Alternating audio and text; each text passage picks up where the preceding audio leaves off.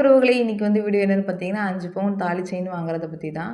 இதுவரைக்கும் நான் வாங்கல. அது உண்மையா தாலி செயின்றது பார்த்தீங்கன்னா, ஒரு கல்யாணம்னா ஒரு பொண்ணுக்கு ஒரு பெரிய கனவாவே இருக்கு. நெறைய பேருக்கு இல்லாமயும் இருக்கு. ஸோ அத பத்தி எப்படி வாங்கலாம்? அதாவது சில பேருக்கு 3 பவுன் வாங்கணும்னு ஆசை. சில பேருக்கு 5 பவுன் வாங்கணும் சரி. சில பேர் 7 பவுன் வச்சுக்கோங்க, 9 பவுன் வாங்கணும்னு ஒருத்தவங்களோட ஆசையும் ஏற்படும். இப்ப நான் மினிமமா எப்படி சொல்றது? எனக்கு கல்யாணம் ஆன புதுசுலேருந்தே 5 பவுன்ல போடணும்னு ரொம்ப ஆசை. ஸோ நான் அதுக்காக தான் வெயிட் பண்றேன். ஸோ ஏன் இவ்வளோ நாள் வெயிட் பண்ணேன்? இதுக்கப்புறம் நான் எவ்வளோ நாள் வெயிட் பண்ண போறேன்? அதுக்கப்புறம் இதுவரைக்கும் நான் கல்யாணம் ஆகி எவ்வளோ பவுன் சேர்த்துருக்கேன்றத பத்தி ஃபுல் டீட்டெயிலும், அது இல்லாம நம்ம 5 பவுன் வாங்கணும் அப்டின்னா, நம்மகிட்ட கொஞ்சமாவது எவ்வளோ இருக்கணுன்றத பத்தியும், அந்த மாரி வாங்குனா தான் நம்மளால எப்படி சொல்றதுன்னா, ஒரு எமர்ஜென்சி கூட அந்த செயின வைக்காம வேற வச்சு மேனேஜ் பண்ணிக்கலாம். அதுக்காக தான் நான் இவ்வளோ நாள் வெயிட் பண்ணியிருக்கேன். ஸோ அதில எல்லா டீட்டெயிலும் அந்த வீடியோ சொல்லலான்னு இருக்கேன். ரொம்ப இது என்ட்ட இப்ப தான் நான் சேர்த்து வைக்க ஆரம்பிச்சிருக்கேன். அப்படின்றவங்களுக்கு கண்டிப்பா இந்த வீடியோ யூஸ்ஃபுல்லா இருக்கும். வாங்க வீடியோக்குள்ள போலாம். நெறைய பேர் சப்ஸ்கிரைப் பண்ணாமயே பார்க்குறீங்க. ப்ளீஸ் சப்ஸ்கிரைப் பண்ணிக்கோங்க. அப்பதான் எனக்கு கொஞ்சம் மோட்டிவேட்டா இருக்கும். இந்த செப்டம்பர் செப்டம்பர் 12, 2019ல மேரேஜ் ஆச்சு. இந்த வருஷத்தோட எனக்கு 6 வருஷம் கம்ப்ளீட் ஆயிடுச்சு.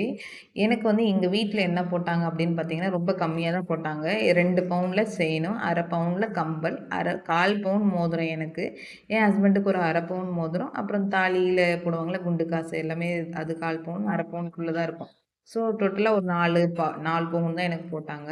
ஸோ அதுவே ரொம்ப கஷ்டப்பட்டாங்க. அதுக்கப்புறம் என் தங்கச்சிக்கு இப்போ கொஞ்சம் சேர்த்துருக்காங்க. அத பத்தி நான் ஏற்கனவே டீட்டெயிலா வீடியோ போட்டிருக்கேன். ஸோ அது ஐகான்ல எண்ட் ஸ்க்ரீன்ல கொடுங்க. கண்டிப்பா யூஸ்ஃபுல்லா ஆகும். 1 கிராம் கூட இல்லாம எப்படி அ கஷ்டப்பட்டு சேர்த்துருக்காங்கன்றத பத்தி நான் அந்த வீடியோல சொல்லியிருப்பேன். அது இப்ப என்கிட்ட நகையே இல்லன்னா, அந்த வீடியோ பாருங்க. கண்டிப்பா உங்களுக்கு ஒரு மோட்டிவேஷனா இருக்கும். அப்புறம் பாருங்க, அதுக்கப்புறம் என் வீட்டுக்கார் பார்த்தீங்கன்னா, 1 1/2 பவுன்ல அவர் ஏற்கனவே அவர் வேலைக்கு போயிருந்தார்ல, அந்த டைம்ல அவர் ஒரு 1 1/2 பவுன் செயின் வச்சிருந்தாரு அவருக்குன்னு. அதுக்கப்புறம் நாங்க எவ்வளோ சேர்த்துருக்கோம் அப்படின்றத இந்த வீடியோல பார்க்கலாம். அதாவது பார்த்தீங்கன்னா, கல்யாணம் ஆயிட்டு அந்த 2019ல கல்யாணம் ஆச்சுன்னு சொன்னேன்ல, அந்த டைம்ல பார்த்தீங்கன்னா, அவருக்கு ஒரு ஃபிக்ஸ்டான ஒரு சேலரி கிடையாது. வேலைக்கே போனாலுமே அவருக்கு பார்த்தீங்கன்னா, சேலரி பார்த்தீங்கன்னா, அன்னைக்கு வேலைக்கே போனாலுமே வேலை இருந்தா மட்டும் தான் சம்பளமே தவிர, டெய்லி சம்பளம் கூட கிடையாது அவருக்கு. அது சொல்லவே முடியாது. ஒரு வாரத்துல 2 நாள் கூட வேலை இல்லாம இருக்கும். சில நேரத்துல வாரத்துல 4 நாள் வேலை இல்லாம இருக்கும். அந்த மாதிரி ஒரு ஒரு இதுவே நிரந்தர சம்பளமே கிடையாது. ஸோ அந்த டைம்ல அந்த அளவுக்கு எங்களால சேர்த்து வைக்கவும் முடியல. அதுக்கப்புறம் பார்த்தீங்கன்னா, 2020ல கொரோனா லாக்டவுன் மார்ச்லேருந்து போட ஆரம்பிச்சுட்டாங்க. ஸோ அந்த வேலையுமே இல்ல. அப்படியே போயிட்டுருந்தது. அதுக்கப்புறம் எங்க பொண்ணு அதுக்கப்புறம் ஆகஸ்ட்ல அந்த டைம்ல தான் கொரோனா கொஞ்சம் கம்மியான ஆரம்பிச்சோனே, வேலை ஆரம்பிச்சோனே, அதுக்கப்புறம் அக்டோபர்ல என் பொண்ணும் பொறந்துட்டா. ஸோ அந்த டைம்ல அப்படியே கொஞ்சம் இதுவா தான் போச்சு. எங்களால எதுவுமே சேவ் பண்ண முடியல. அப்படி இருந்தும் நாங்க என் பொண்ணு பொறந்தோனே இது கூட என் பொண்ணு பிறந்தோனே அக்டோபர்ல என் பொண்ணு பிறந்தா, நவம்பர்ல நாங்க 1 பவுன் இல்ல 1/2 பவுன் செயின், 1/2 பவுன் பிரேஸ்லெட் கூட வாங்குனோம். அதுக்கப்புறம் பார்த்தீங்கன்னா, அதுக்கப்புறம் தான் என் பொண்ணுலாம் பிறந்து கொஞ்ச நாள் அவர் வேலையே இல்லாம இருந்தாரு. அதுக்கப்புறம் 2021ல தான் பிப்ரவரில தான் அவர் வேலைக்கே போனாரு. ஸோ அதுக்கப்புறம் தான் ஓரளவுக்கு நிரந்தரமா ஒரு சம்பளமே வர ஆரம்பிச்சுச்சு. அதுக்கப்புறம் தான் நாங்க சேர்த்து வைக்க ஆரம்பிச்சோம். ஸோ அந்த சேர்த்து வச்சதுல என்னென்ன வாங்கணுன்றத பத்தி நான் இப்ப சொல்றேன். பார்த்தீங்கன்னா, கம்மியா தான் சேர்த்து வச்சிருப்போம். ஏன்னா அதுக்கப்புறமும் அதான் சொல்றேனே 2 வருஷம் சேர்த்தே வைக்கல. ஸோ 6 வருஷத்துல எங்களால இவ்வளோ தான் சேர்த்து வைக்க முடிஞ்சது. 8 பவுன் 8 கிராம்ல அவருக்கு 1 பவுன்ல பிரேஸ்லெட், அப்புறம் 1/2 பவுன் டாலர். அதாவது நான் அந்த டாலர் நான் வேலைக்கு போயிட்டு நான் சேர்த்து வச்சு வாங்கி கொடுத்தது. இது பார்த்தீங்கன்னா, இத பத்தி நான் ஏற்கனவே வீடியோ போட்டிருப்பேன். இது நான் 1 மாசம் சம்பளத்துல வாங்கினேன். இப்போ 1 மாசம் சம்பளத்துல வாங்க முடியுமா 1/2 பவுன் கேட்டா கண்டிப்பா முடியாது. அந்த அளவுக்கு ரேட் விக்குது. ஸோ அதுக்கப்புறம் பார்த்தீங்கன்னா, 1 1/4 பவுன்ல என் பொண்ணுக்கு நான் ஒரு செயின் வாங்கியிருக்கேன். அப்புறம் எனக்கு ஒரு 1 1/4 பவுன்னா அது கொஞ்சம் கூட தான் வரும். அந்த மாதிரி அதாவது 10 கிராம் 630 மில்லில எனக்கு ஒரு செயின் வாங்கினேன். அதுக்கப்புறம் எனக்கு 6 கிராம்னா 6 கிராமோட கூட கொஞ்சம் ஒரு கம்பல். அதுக்கப்புறம் என் பையனுக்கு பார்த்தீங்கன்னா, ஒரு 7 கிராம் கிட்ட வரும் அந்த செயினு. அது என் பையனுக்கு ஒரு செயினு. அதுக்கப்புறம் 2 கிராம்ல என் பையனுக்கு பிரேஸ்லெட், 4 கிராம்ல என் பொண்ணுக்கு பிரேஸ்லெட், 8 1/2 கிராம் கிட்ட கோல்டு காயின் வாங்கியிருக்கோம். அப்புறம் 2 கிராம் கம்மல் குழந்தைக்கு இருக்கு.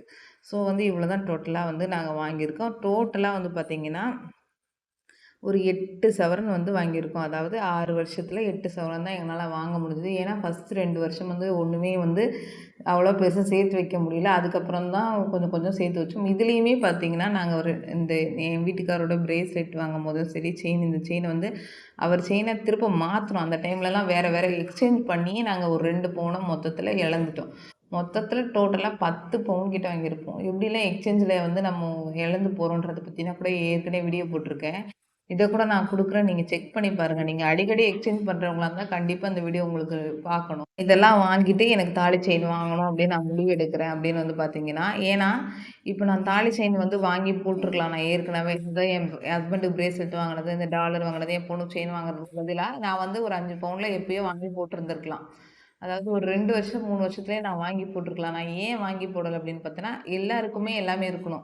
அதாவது எல்லாருக்கும் யாருக்குமே எதுவுமே இல்லாம எனக்கு மட்டும் தாலி செயின் போட்டுக்கிறதுல விருப்பம் இல்ல. என் பொண்ணுக்கு ஒரு செயின், ஒரு பிரேஸ்லெட்டாவது இருக்கணும். என் பையனுக்கும் ஒரு செயின், ஒரு பிரேஸ்லெட் இருக்கணும். என் வீட்டுக்காருக்கும் வந்து பார்த்தீங்கன்னா, ரிங்கு, செயினு, பிரேஸ்லெட் எல்லாமே இருக்கணும். ஸோ வந்து எனக்கு வந்து அதுதான் ஆசை. நான் இவ்வளோ நாள் வெயிட் பண்ணேன். அது இல்லாம நம்ம என்ன ஒரு விஷயம்னா, நம்ம ஓரளவுக்காவது நம்ம அமௌண்ட் இந்த ஓரளவுக்கு நகைய வந்து சேர்த்து வச்சிருந்தா தான் நம்ம திரும்ப வந்து பார்த்தீங்கன்னா, நம்ம அந்த 5 பவுன வாங்கும்போது, அந்த 5 பவுன் நம்ம கிட்ட இருந்து போகாம இருக்கும். அடகுக்கு.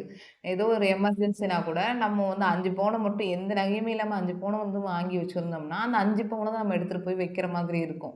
ஒரு சின்ன தேவைக்கு கூட ஒரு 5 பவுன் எடுத்துட்டு போய் வைக்கிற மாரி இருக்கும். அதனால தான் நான் இவ்வளோ நாள் வெயிட் பண்ணி இந்த மாதிரிலாம் சேர்த்துட்டு அதுக்கப்புறம் வாங்கணும்னு நான் முடிவு பண்ணது.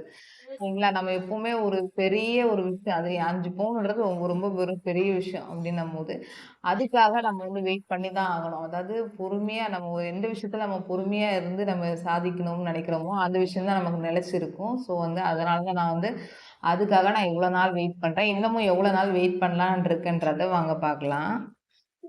இப்போ வந்து நகை வந்து அடமானம் இருக்கு. ஸோ அது ஜூலைல தான் நாங்க திருப்ப போறோம். ஸோ ஜூலைல திருப்பிட்டு, திரும்ப மறு அடகு வச்சா தான் நான் ஏற்கனவே வந்து வச்ச நகைய இது பண்ண முடியும். ஏற்கனவே நேத்து நான் இந்த வீடியோ போட்டிருக்கேன். நீங்க செக் பண்ணி பாருங்க. அதாவது ஒரு 10 மாசத்துல எப்படி வந்து ரூ. 3,00,000 நகை கடன அடைக்க போறேன்றத பத்தி வீடியோ போட்டிருக்கேன். கண்டிப்பா அந்த வீடியோ வந்து யூஸ்ஃபுல்லா இருக்கும். இது வந்து பார்த்தீங்கன்னா, அதுக்காக நான் திரும்ப ஒரு 90,000 90,000 வந்து வைக்கிற மாதிரி இருக்கும். ஸோ அந்த நகைய வைக்கணும். அதுக்கப்புறம் வந்து பார்த்தீங்கன்னா, என் வீட்டுக்காருக்கு சொன்னேன்ல, இப்ப செகண்ட் வாங்குன செயினுமே அவசர அவசரமா வாங்கி, திருப்பும் அந்த செயின் வந்து சரியில்ல. ஸோ அந்த செயின் அதாவது கல்யாணம் ஆயிட்டு மாத்தணும். திருப்பவும் இப்ப மாத்துற அளவுக்கு தான் இருக்கு அந்த செயின். அதனால தான் நான் சொல்றேன், தங்க நகை வந்து வாங்கும்போது அவசர அவசரமா வாங்குறவங்கள கூட கூட்டு போவாதீங்க. பொறுமையா பார்த்து வாங்குங்க. ஏன்னா, அந்த நகை வந்து நம்ம அடிக்கடி மாத்துறதுனால நமக்கு தான் வந்து நஷ்டமாகும். ஸோ, இப்ப இந்த செயின மாத்தி தான் ஆகணும். ஏன் அப்படின்னு வந்து பார்த்தீங்கன்னா, அது அங்கங்க கட் ஆன மாரி இருக்கு. ஸோ, வந்து நான் மாத்தி தான் ஆகணும். இப்ப அது 1 1/2 பவுன் செயினா இருக்கு. ஸோ, அத நான் 2 பவுனா மாத்தலாம்னு முடிவு பண்ணி வச்சிருக்கேன். அதனால என்னோட செயின் 16 கிராம் சொல்லியிருந்தேன்ல, அந்த செயின நான் அடமானம் வச்சுட்டு 1,44,000 எப்படியும் ரூ. 9,500 கிட்ட குடுப்பாங்க. நான் ஒரு தோராயமா 9,000 போட்டிருக்கேன்.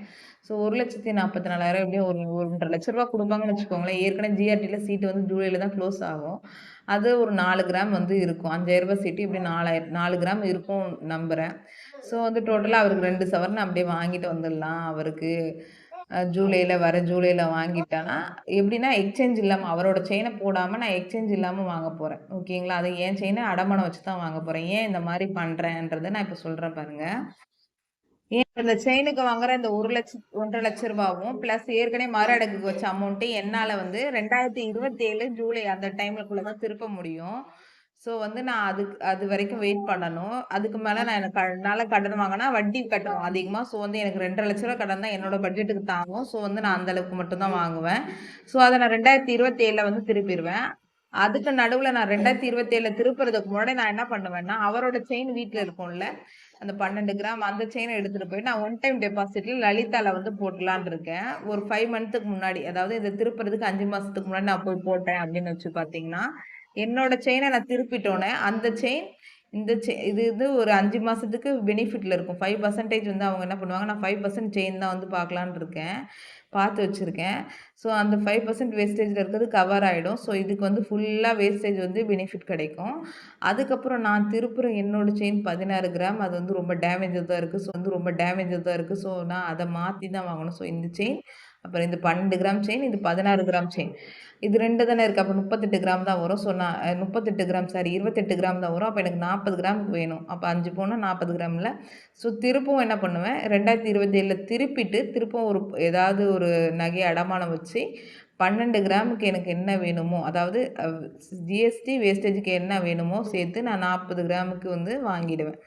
ஸோ நான் 2027 வரைக்கும் வெயிட் பண்ணி தான் வாங்கலான்னு இருக்கேன். அப்போ தான் என் நகையை நான் திருப்ப எடுத்துகிட்டு போய், அதாவது தாலி செயினை ஒரு டைம் போட்டேன்னா அது ரொம்ப எமர்ஜென்சியாக இருந்தால் மட்டும்தான் கலட்டுற மாதிரி இருக்கும். ஏன் அப்படின்னா, மற்றபடி என்கிட்ட இருக்க தான் வந்து ஏதோ ஒரு அவசர தேவை இருந்ததுன்னா என் பொண்ணு செயினோ, என் பையன் செயினோ, இல்லை என் வீட்டுக்கார செயினோ எதையாவது நான் எடுத்துகிட்டு போயிட்டு பேங்க்கில் வச்சுக்கலாம். நான் யாருக்குமே இல்லாமல் நான் எனக்கு மட்டும் வாங்கிக்கிட்டேன் அப்படின்னு வந்து பார்த்தீங்கன்னா, நான் இந்த செயினை தான் ஏதோ ஒரு எமர்ஜென்சினா இதை தான் எடுத்துகிட்டு போய் கொடுக்குற மாதிரி இருக்கும். அதுக்காக தான் நான் இவ்வளோ நாள் வெயிட் பண்ணேன். ஸோ வந்து இவ்வளோ நாள் வெயிட் பண்ணதுக்கப்புறம் நமக்கு எவ்வளோ வந்து எத்தனை சவரன் வந்து சேரும் அப்படின்னு வந்து பார்த்தீங்கன்னா, அதாவது நான் இது சேர்த்து இந்த 5 சவரன் ப்ளஸ் ஏற்கனவே எங்கள் வீட்டில் வந்து போட்டாங்களே 4 சவரன், அப்புறம் என் வீட்டுக்காருக்கு 1.5 பவுனான்றது 2 பவுனாக மாறிடும்ல. அதுக்கப்புறம் வந்து பார்த்திங்கன்னா, அது என் பொண்ணு நாங்கள் சேர்த்துருந்தது ஒரு 8 பவுன், மொத்தத்தில் ஒரு 20 பவுன் கிட்ட சேர்த்து வச்சுருப்போம். எங்களுக்கு கல்யாணம் ஆகி 8 வருஷம் முடிவில் பார்த்தீங்கன்னா, நாங்கள் எவ்வளோ சேர்த்து வச்சுருப்போம், அதாவது நான் ஹஸ்பண்ட் அண்ட் ஒய்ஃபாக நாங்கள் எவ்வளோ சேர்த்து வச்சுருப்போம் அப்படின்னு பார்த்தீங்கன்னா, 5 பவுன் தாலி செயின் ப்ளஸ் வந்து பார்த்திங்கன்னா 8 பவுன் நாங்கள் வாங்கினது. அது இல்லாமல் இதில் ஒரு 1/2 பவுன் மொத்தம் வந்து பார்த்தீங்கன்னா 13 பவுன். 5, 5, 10, 13, 13 பவுன் வந்து நாங்கள் வந்து 8 வருஷம் முடிவில் சேர்த்து வச்சுருப்போம்.